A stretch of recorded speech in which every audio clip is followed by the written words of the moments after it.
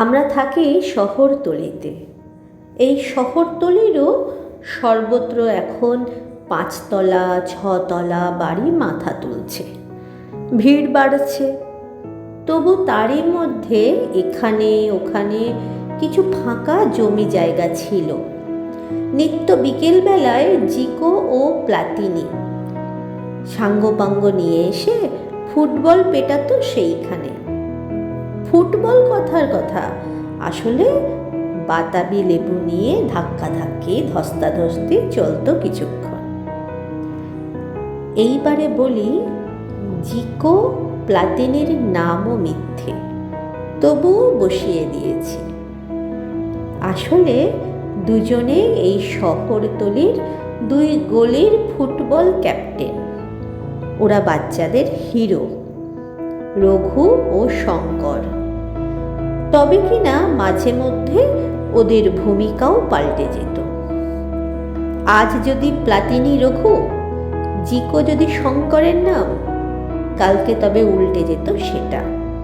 Shankar Platini হতো, রঘু হতো জিকো। সেই সঙ্গে তাদের হলদে আর নীল বর্ণ ময়লা ছেঁড়া গেঞ্জিটাও পাল্টাতো। কে কবে ব্রাজিল আর কারা ফ্রান্স, যাতে দেখলেই চট করে বোঝা যায়। বিকেলবেলায় পাড়ার বাচ্চারা এসে ওই ফাঁকা জমির চতুর্দিকে ভিড় জমাতো এবং চেঁচাতো মুহুর্মুহু।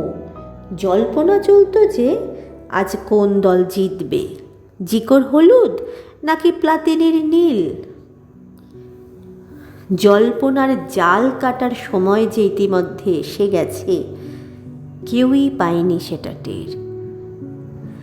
পাঠক, এইবারে বলি, এই লেখায় কেন এত অতীতকালের ক্রিয়াপদ বসাতে হয়েছে? জিকো প্লাতিনির ধুন্দুমাদ সেই লড়াইটা তো আর হচ্ছে না এখানে। নবসহস্রাব্দ শুরু হতে না হতেই পাড়ার ফুটবল খেলা অকস্মাৎ বন্ধ হয়ে গেল। অবশ্য বন্ধ না করে উপায়ও ছিল না। ফুটবল খেলা তো আর তাস পাশা দাবা লুডো নয়, কিংবা নয় ঘরবন্দি ক্যারাম ব্যাগাটেলি। তার জন্য ঘরের বাইরে একটা বড় ফাঁকা জায়গা চাই। তা সেটাও তো ছিল। আমরা শুনতুম সেখানে পুরসভা ইটের পাঁচিল দিয়ে জায়গাটাকে ঘিরে শিগগিরই বানাবে যেমন ফুটবল তেমনি ক্রিকেট খেলার চমৎকার ঘাসে ভরা মাঠ। শীতকালে ক্রিকেট চলবে, বছরের বাদবাকি সময়ে না পাতিলেবু নয়, চামড়ার ফুটবলে জমে যাবে প্লাতিনি ও জিকোর লড়াই। সভা করে পুরপতি এমনও বললেন যে ওটা অন্য কারো নয়, সরকারেরই জমি। যা ভাবছি তা করে ফেলতেই তাই। নিশ্চিন্তে থাকুন, কোনো সমস্যা হবে না। অথচ সমস্যা ছিল। আজকে সেটা কে না বুঝতে পেরে গেছে। সমস্যা না থাকলে কেন ওই ফাঁকা জমি রাতারাতি ফুটবল মাঠের বদলে একগাদা মজুর মিস্ত্রি লাগিয়ে দুর্দার তোলা হচ্ছে অত অট্টালিকা? সত্যি কি জমিটা ছিল সরকারের? ঈশ্বর জানেন। ওইখানে খেলার মাঠ করার বাসনা আমাদের পুরপ্রধানের মস্তিষ্কে কখনো ছিল? সত্যিই ছিল? তাও ঈশ্বর জানেন। কিন্তু ঈশ্বরের ইচ্ছা কিভাবে পাল্টায় সেটা কজনই বা জানেন। তার যদি ইচ্ছা হয় তাহলে বাগানে আম গাছও ফলাতে পারে আমড়া বা তেঁতুল। মোদ্দা কথা, আমাদেরও ভাঙল একটা মস্ত বড় ভুল। বুঝলুম যে ঈশ্বর তেমনটা যদি চান, নাকের বদলে তবে মিলতে পারে নাক কাটা নরুল, ফুটবল মাঠের বদলে ফ্ল্যাট বাড়ি। এখন সকাল সন্ধে মস্ত মস্ত লরি ট্রাক টেম্পো ঠেলাগাড়ি এই গলিতে ঢুকে পড়ছে। তারা কেউ নামাচ্ছে ইট বালি, কেউ সিমেন্টের বস্তা, কেউ জানলা ও দরজায় গুজছে কাঠের ফ্রেম।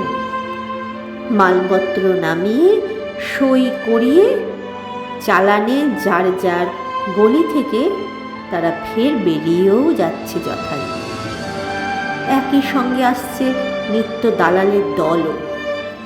মোজাইক, টালি, গ্রিল, কোলাপসেবল গেট, বিদ্যুতের লাইন টানার সরঞ্জাম, প্লাম্বিংয়ের মালপত্র ইত্যাদি প্রভৃতি সরবরাহকারী নানান প্রতিষ্ঠান থেকে।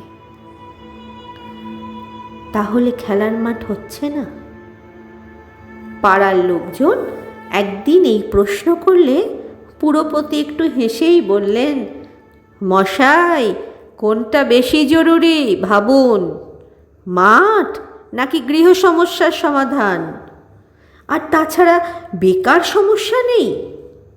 আমরা কি সেটাও এই প্রকল্পে যথাসাধ্য মিটিয়ে দিচ্ছি না? 8টা ফ্ল্যাট বাড়ি মানে প্রত্যেকটা বাড়িতে 8টা ফ্ল্যাট।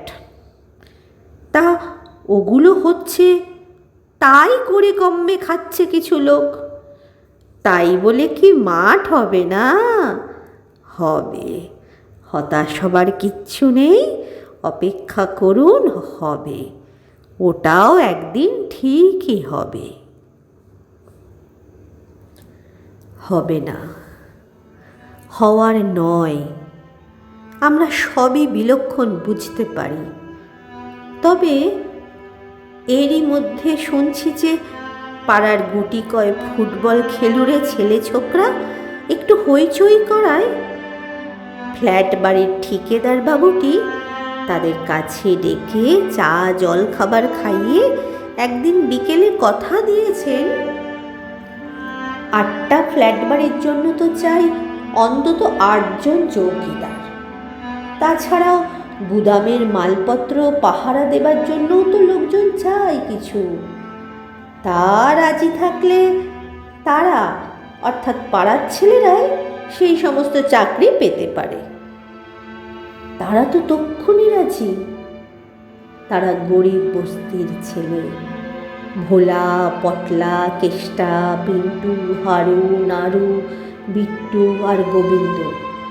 আমরা তাদের সবাইকে চিনি।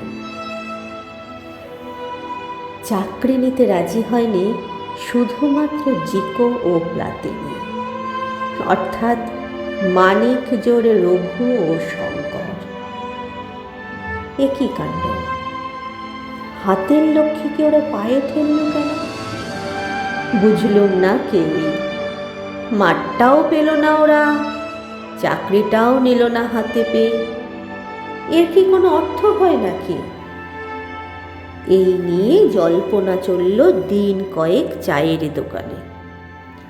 এর মধ্যে একদিন রাত্রে পাড়ার গেজেট ষষ্ঠীবাবু জব্বর খবর শোনালেন।